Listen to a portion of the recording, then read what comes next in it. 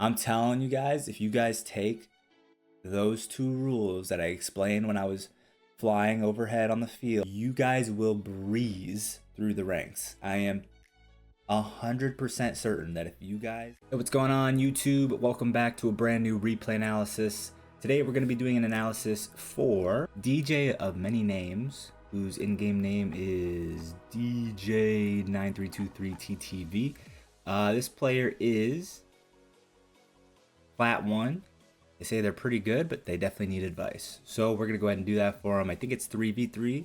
Before we get started, if you want to get a replay analysis of your own, read the description down below. Got all the information on how to submit a replay analysis. And without further ado, let's go ahead and get started. Plat 1, playing some 3v3. I love it. I don't get a lot of 3v3 submissions. So, alright, right away here. Okay. Unless you are communicating with your teammate that you're going to go for the kickoff, in 3v3, it's standard for the left side player to go for the kickoff. If you're on the right, you should half flip back and go for your corner boost, and the guy in the middle should cheat up. Again, unless it is communicated with quick chat otherwise. You know, the Divine Wolf might say go for it, in which case you can take the kickoff, or you can call it and say I got it, and then he should instead go for the corner boost behind him.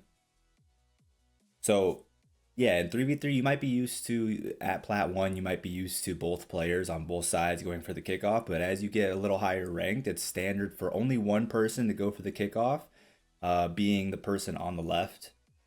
And that just gives the team as a whole a little bit more of an advantage going forward, because you've got a player now, who would be fully boosted and ready to go on the next ball if the person cheating doesn't get the next touch.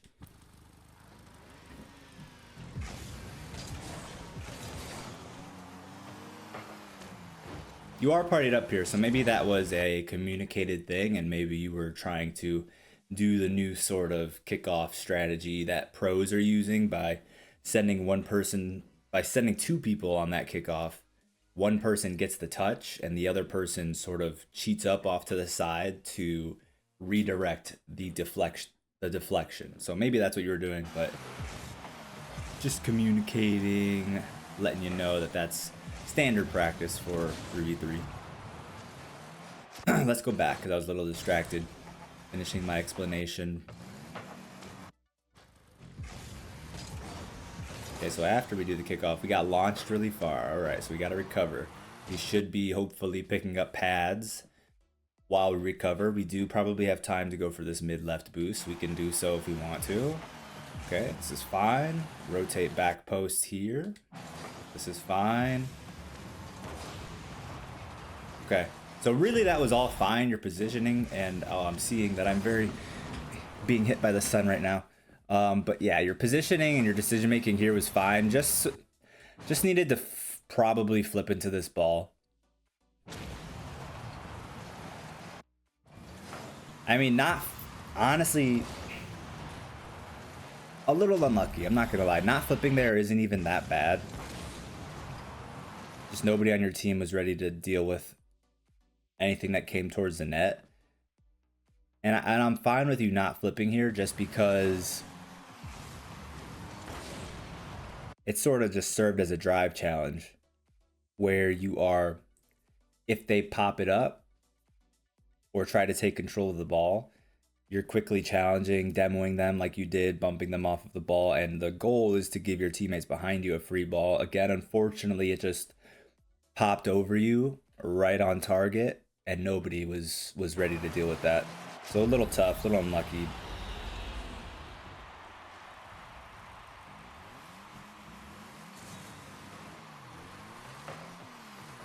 Okay. So again, you are completely partied up. Let's, as a team, understand what's supposed to be going on here. So Divine Wolf is going for the kickoff. That's fine. Either you or Raving Vibes can go for this corner boost. That's also fine. That Raving Vibes is going for the boost. But you should be cheating here. You should never be sitting in your net on kickoff, especially if you're partied up with the people you're playing with.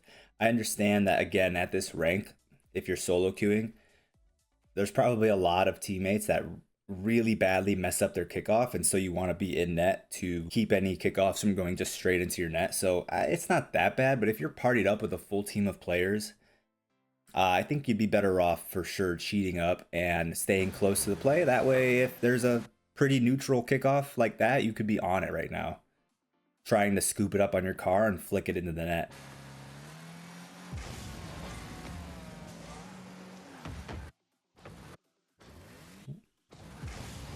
Okay, so here,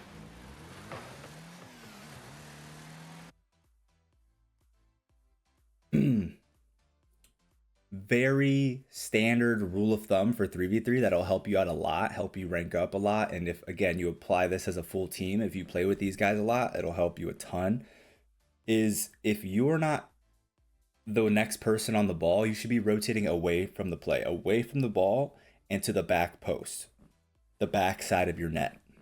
So this ball, it's pretty clear that you can't reach this, you can't aerial for it, and you would have to go meet this ball in your corner if you wanted to be the next player on this ball. However, you don't need to be the next player on this ball because you've got somebody on your team positioned behind you from coming from your corner off of this kickoff, right? He grabbed that corner boost off to the left, so we know he's in that back left side of the map. He can actually rotate in straight head on into the corner and collect the ball or do whatever he wants to with the ball from a head on position, which is a much better angle to make a play on the ball than for you to come in at this angle trying to make a play like this. So what I want to see you do here instead is rotate out this direction, leave the ball, it's fine, because again, we know we've got our teammate back in this direction who can come in and make the play. Meanwhile, we are filling the space behind them. And the beautiful thing also about that is it's called layered defense, meaning if your teammate gets beat in the corner back here, you are perfectly behind them to have the next challenge, to have the next touch, to take possession of a free ball if there's nobody else, on it. So we always want to have layered defense where we've got one person challenging and either winning the challenge, or if the ball gets past them, the next person is directly behind them to have the next play on the ball.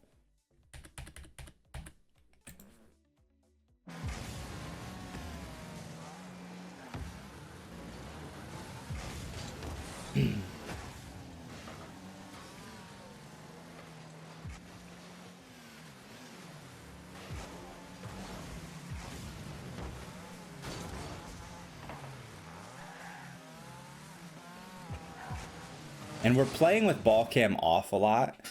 If you are serious about getting better and ranking up as high as you possibly can, you definitely want to get comfortable with playing with ball cam on. There are definitely times to turn ball cam off. Like if you are trying to align with a boost so that you can drive over the boost and collect it. Or if you're dribbling is always good to dribble with your ball cam off. But when you're just driving around the map, waiting to see where the ball is going to go next or what your opponent's touch is going to be, repositioning, whatever, your ball cam should be on. It just gives you a better perspective on the play, helps you keep track of where the ball is a little bit cleaner, makes your movement in general feel a little bit cleaner and smoother, and it'll help you not play so sporadically, like you're playing very chaotically, and I like to almost say jittery, like you're very all over the place. But if you keep your ball cam on as much as possible, the game will just feel a little bit more flowy. You'll flow a little bit better.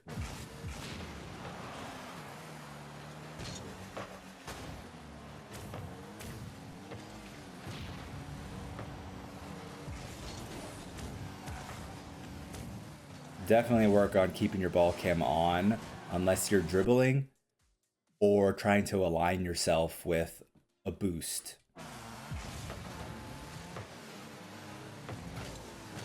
So this is definitely another recurring habit, is what I want you to definitely, at Plat 1, it's definitely super important to start learning your general rules of 3v3 and rotation in general. Even in 2v2, this is a pretty solid rule, is whenever you are pushing forward and you end up not being able to make a touch on the ball, not being able to make a play on the ball, right? If gets past you like it does here, instead of rotating back into the play, right? The ball is moving in this direction and you're rotating back into it.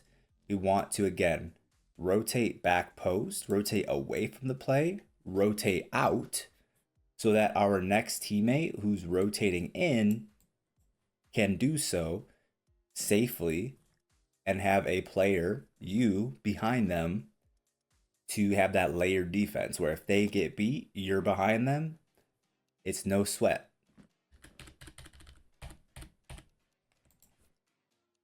So watch here, right? That ball gets past you. You were intending to go for it. It got past you. You have teammates behind you.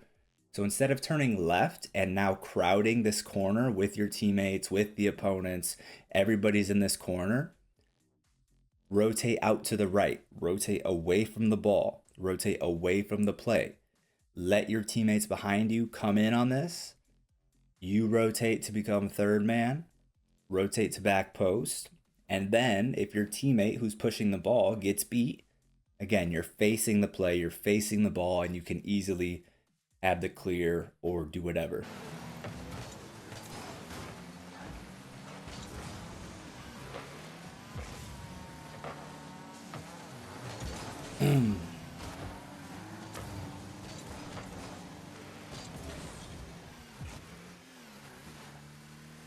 And so this is what I was talking about with times where it's okay to turn ball cam off, right? This is a replay bug. You have 0 boost here, not 100. So keep that in mind. What if you're gonna go all the way back to your corner, what you should do here is line your car up with this corner boost with ball cam off, and then turn your ball cam back on the entire drive up to that boost. That way, while you're going to collect that boost, you've already lined yourself up with it. All you have to do is drive straight and you're gonna hit that boost. Meanwhile, you are gathering information on everything that's happening behind you.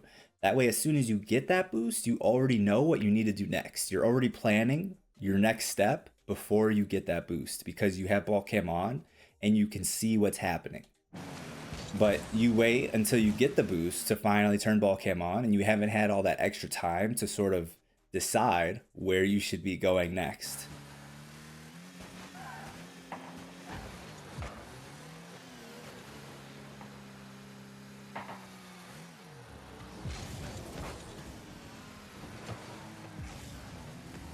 And I do want people to keep in mind while watching this, there are other things probably throughout this analysis that I could point out.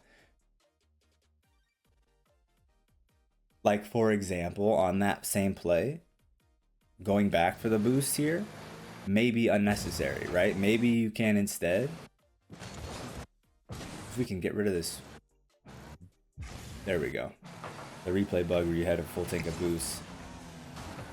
So another thing that I'll commonly say here is your team's on offense, right? Your teammate just made a touch going back into their end. So you have the offensive pressure right now. So a lot of the time, you actually, when you're on offense and you have the offensive pressure, it's better to pick up small pads and stay around midfield on your rotation back instead of going all the way back for your corner. That way you guys can maintain your offensive pressure as strongly as possible. But if you rotate all the way back, then if a ball comes out to midfield and you're not there for it, that's become like your opponent's way out. That's become a break for your opponents where they can counterattack. But if you're holding midfield on small pads, if a ball shoots out to midfield, you can put it back in play and maintain your offense. But like I was saying, there might be some things that I don't point out like that because this is only Plat 1.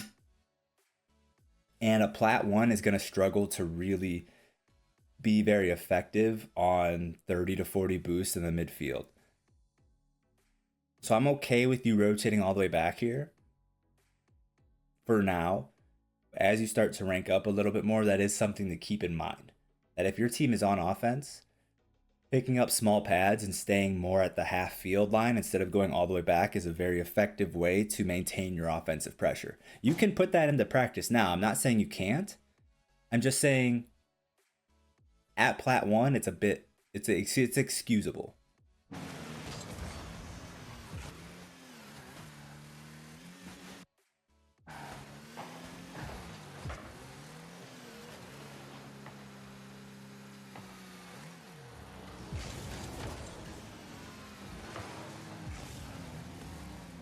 Okay, I want to see you rotate back post here. Hopefully you do.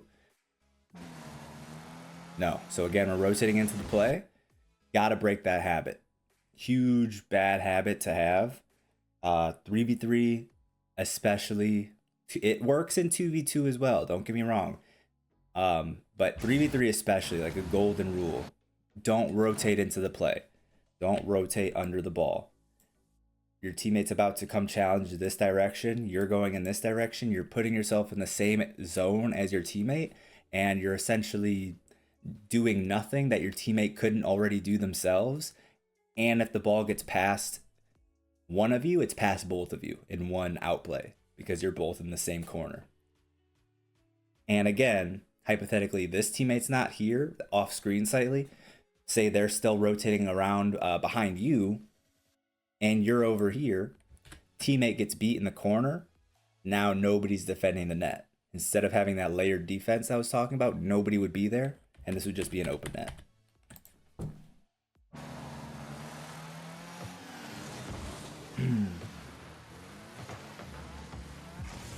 Ball cam, ball cam, ball cam. Gotta start playing with ball cam.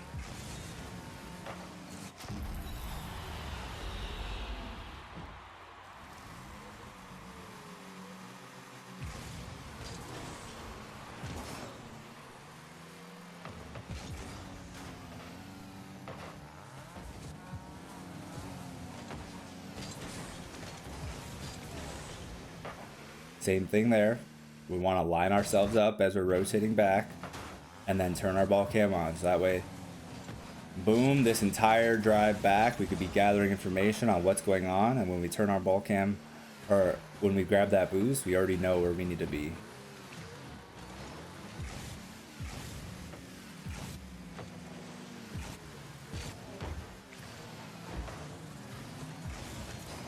Oh, you got to go for that ball. Okay. You know why you had to go for that ball? Obviously, a lot of people watching will know why they had to go for that ball, but why do you need to go for this ball?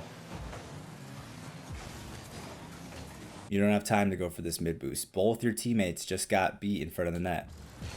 Boom. Boom. Boom. Look at, we see both of our teammates on our screen behind the play.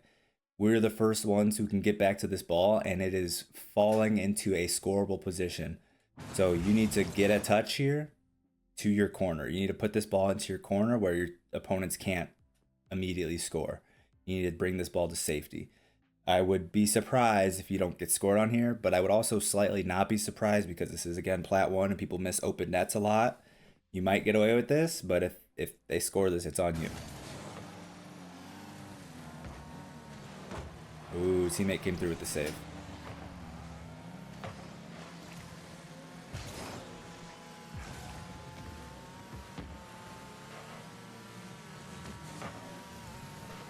What are we doing here? We got 3 people just lurking under the net here. What are we doing? What are we doing? Somebody's got to rotate out and be in a position to, again, maintain offense. If the opponents clear this off of their backboard, right? You know, maybe you don't see this much at this rank, but this player could definitely drive up to the backboard and flip the ball out. Or the ball comes down, nobody's gone for it yet, and FaZe goes for the clear. Or this player back here gets the clear, and nobody on your team is rotating out right now in order to deal with that. So somebody needs to be rotating out here. Let's see. Divine made the next play. I would be rotating out here. Divine becomes first man. In this position, you're worthless. You're not doing anything in this position. You can't shoot. You weren't first man. You're not first man making a play on the ball. So really, you know, your teammate's in position to shoot. Divine is making a play. You should go and take the liberty of rotating out to third man to, again, bring yourself out to midfield, face the ball, and that way, if they clear it out, you can keep it in play. You can hit it back at them, keep it in play.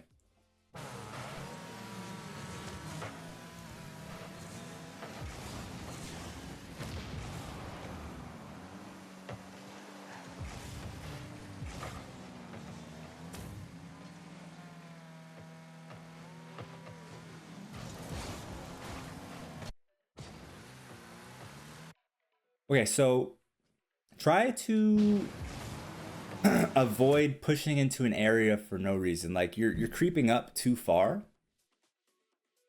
for no reason, right? Look at this play. Divine's goal. What is Divine's goal right now? Divine's goal is to put this ball in front of the net for you to be able to shoot and score. And you don't need to push probably any closer than this. Any closer that you push from here, you are cutting down the angle that you have to shoot, right? If this ball comes out in front of the net and you're up here, or probably more realistically, you're like off in this direction, the angle to shoot has become much sharper versus if you're holding your positioning at this sort of area, this distance from the net, boom, you just drive forward and shoot, drive forward and shoot, drive forward and shoot. So the closer that you keep inching your way to the net here, you're making this shot a lot harder when it eventually comes out.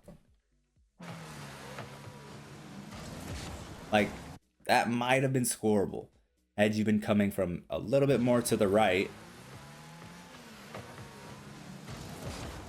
from holding your positioning back there instead of creeping forward.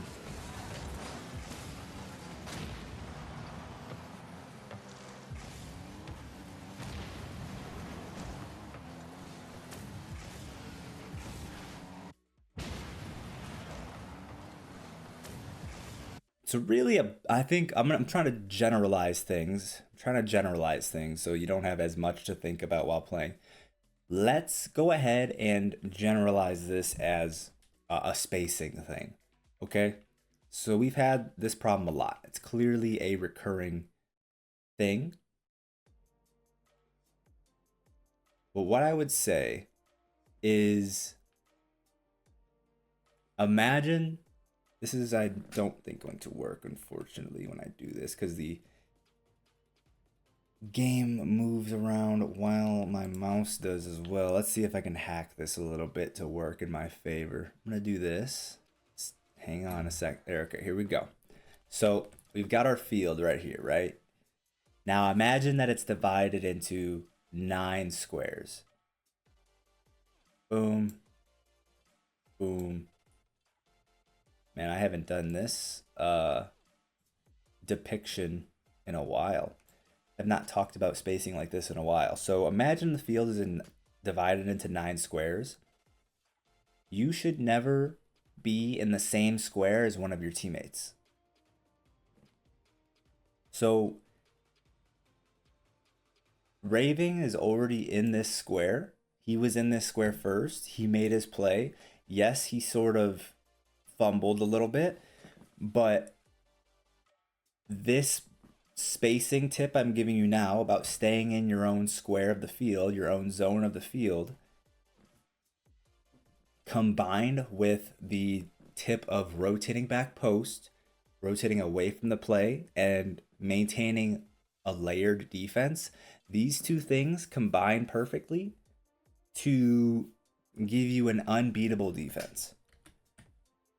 So, yes, your teammate, we saw, is not going to be the next person to get this touch on the ball. He's going to beat your teammate for sure. And so you're like, okay, I gotta get there. I have to hit this ball before he does. Wrong. You don't have to. If you instead rotate back post, let your teammate get beat, it's fine. He gets beat, guess who's there? He can drive up the back wall, or if it bounces off the back wall, he can drive this way and get the next touch for free. And then you're back here, and if he somehow gets beat, okay, that's fine. You're back here as well. You're now covering his back. So he is covering his back. You are covering his back by rotating back post. And then the cycle continues, right? After he covers for him and you're back here, now it's his job to rotate back behind you. And then you are covering for him and he is covering for you.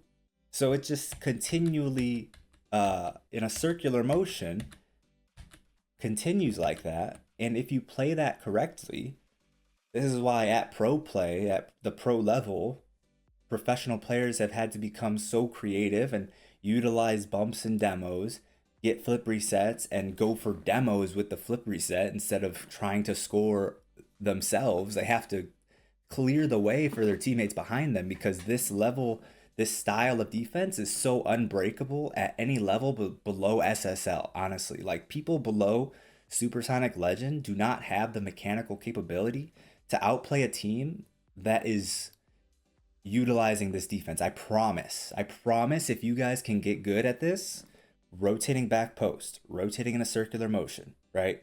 You rotate back here, he pushes. He rotates back behind you, you push next. If you can nail that as a team, I promise you will win so many games so easily just off of that. And then just to finish my explanation of this positioning with the 9 squares. So again, we want to avoid being in the same square as our teammate. So he's doing a good job. He's in his own square. He's in his own square. If you rotate out, you'll be in your own square. As this play develops, say this first man does beat this guy, pushes up into this square. Okay, this guy, second man, can be in this square or this square. And then you, as third man, could be coming up in this square, right? Everyone would be in their own square. Everyone would be in their own zone. And we'd be covering a lot more of the field. We'd have a lot more field coverage. We'd be able to deal with a lot more 50-50s or balls that get past our teammates. We can instantly be ready for them by maintaining equal spacing around the field. We're covering more options. We're covering more ground. So try to avoid maintaining or occupying the same space on the field as your teammates.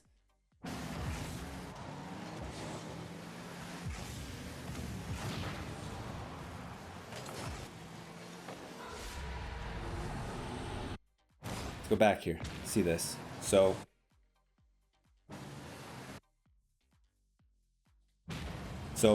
again, after explaining that, let's see the fault in what we did here. We rotated into our teammate's zone instead of rotating back. We should be behind Divine right now. Divine makes that touch. This touch comes back. Notice how you're right behind Divine when you should have been pushing up from this direction. Honestly, this ball probably would have gotten past you as well because you'd probably have been, let me see from your perspective what I would have done here. So rotating, boom. Okay, that was the wrong person. DJ, where you at, DJ? Okay, there you are. So boom, bump our teammate, that's okay. He's going next. Let's rotate out this direction. Okay, we're here. He makes that touch. Okay, we're pushing. We're here. Where Raving is. Raving then would be back here to deal with this touch. Raving should have been facing this direction. Wouldn't have owned gold or whatever happened. I think he owned gold. So notice how by not rotating back post, Raving is not coming at this ball from head on. He's having to come for it from this sharp angle instead of just being facing it. We could easily clear this to the corner. So your positioning didn't really kill you in this play, but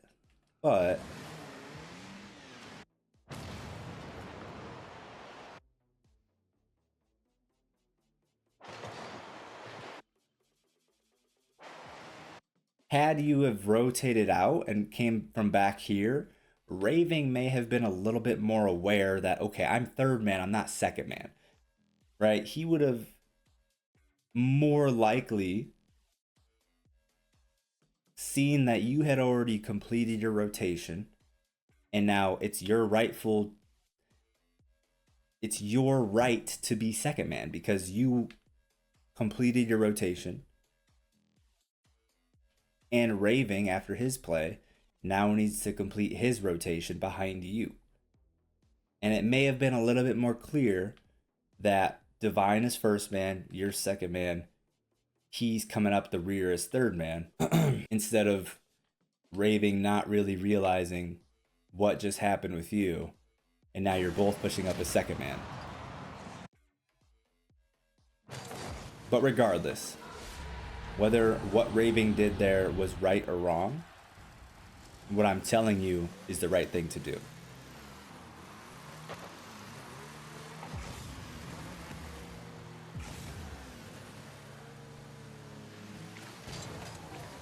Again, occupying the same zone as our teammate. Raving is already there waiting for the shot opportunity. There's no reason that we need to be going for this shot when Raving is right there waiting for it. Same goes for Divine. Or maybe Raving should have rotated out. Maybe his play was over and he should have rotated out and let you guys, one of you guys, take the shot here. Let's see. Raving is pushing up. If we look at it from his perspective, it'll be a little bit easier to tell.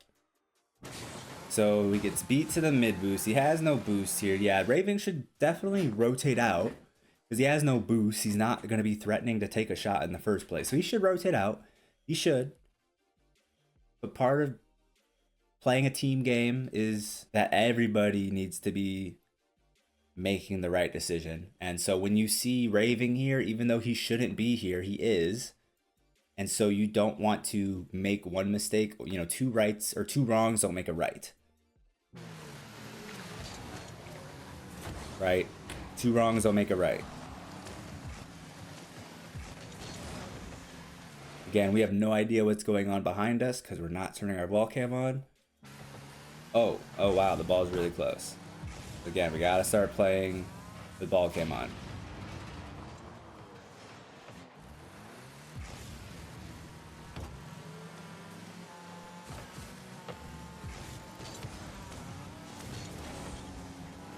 I actually have an old video that you should watch called how to use ball cam like the pros. If I remember, I will put a link to it. I'll put the card on screen right now. Otherwise, just search how to use ball cam like the pros cracked Zach. Search that in the search bar, it'll come up. Very old video. Quality's a lot lesser than what you're seeing now, but the information is still just as quality as what I'm telling you now. So I would check that video out, actually. It would be a very good watch for you.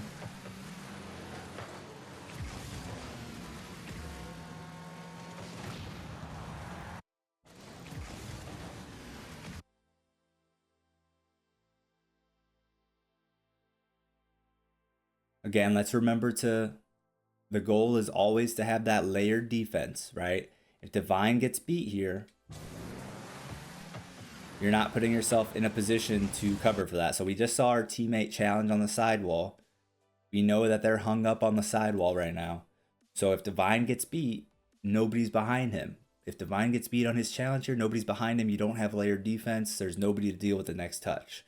So instead of pushing in front of Divine here, and I don't mean in front of as in you're literally in front of him, I mean he's going to be making contact with the ball in this plane of the field, and you're coming in front of him relative to the opponent's net.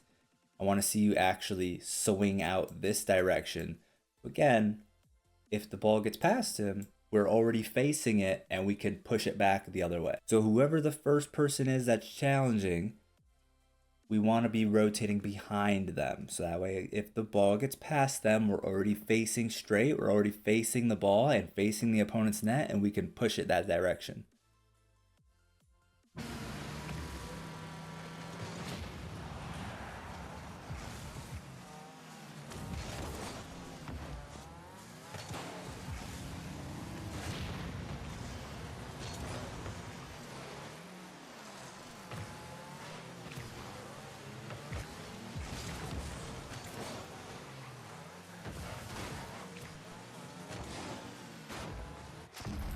So that time Divine crowded your space, right? Divine should have been waiting back further.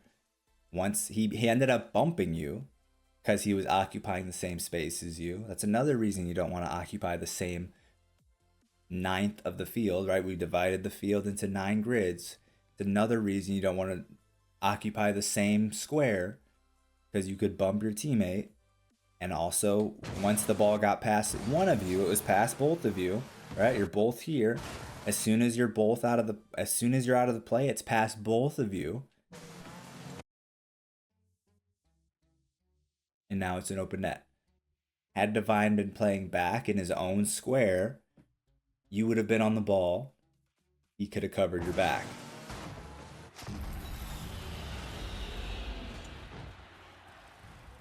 I'm telling you guys, if you guys take those 2 rules that I explained when I was flying overhead on the field with the 9 grids and the spacing and maintaining your own square, combine that with rotating away from the play, rotating back post, you guys will breeze through the ranks. I am 100% certain that if you guys are partied up. I hope you guys are a team of players who play with each other a lot. You all watch this video, watch that explanation, apply that, and I promise you guys will breeze through your ranks until you hit like a mechanical ceiling where now your mechanics are the thing holding you back, not your game sense. That time will come, but until then, you will breeze through the ranks.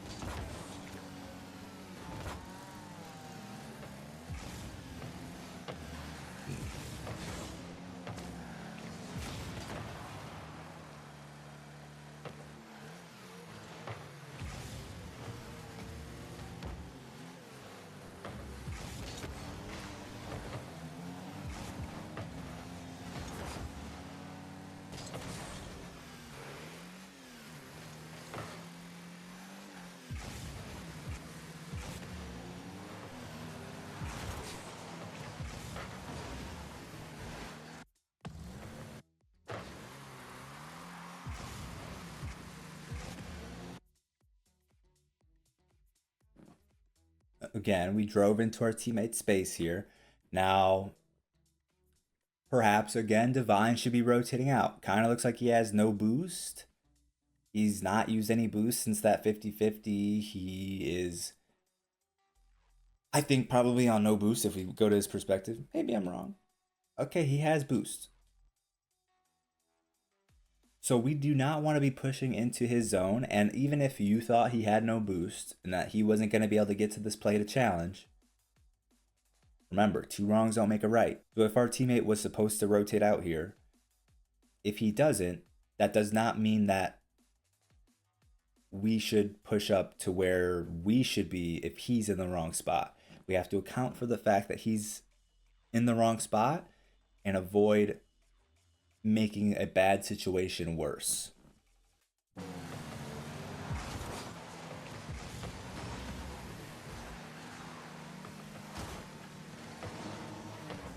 So yeah, I mean, that's really what this came down to, which doesn't surprise me. It's a platinum replay analysis. Platinums don't really have, Plat 1, I should say.